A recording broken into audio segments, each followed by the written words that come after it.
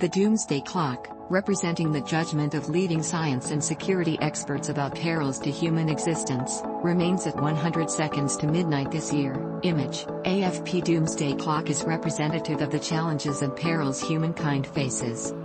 The board which decides movement clock's hands consists of leading scientists. Safe Washington, United States. Last updated January 21, 2022. 1643 ist follow USO. And the Doomsday Clock, representing the judgment of leading science and security experts about perils to human existence, remains at 100 seconds. Bulletin of the Atomic Scientists. President Rachel Bronson declared Thursday the world was no safer this year than 2 years ago, when the clock's hands were moved to their current position.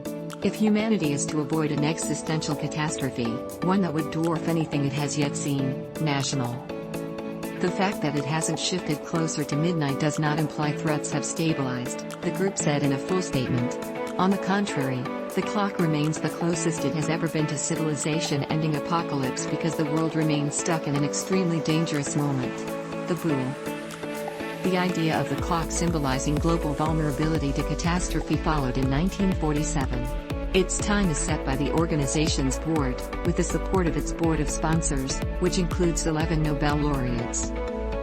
In its statement, the bulletin noted hopeful developments at the start of 2021, including the renewal of the New START arms control agreement between the United States and Russia.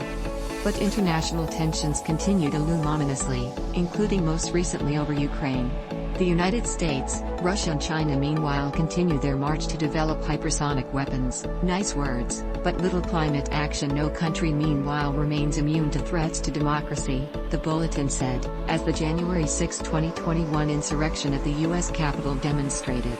More than 10% of those charged with crimes related to the riot were active or retired service members. On climate, COP26 in Glasgow offered positive rhetoric but relatively little action.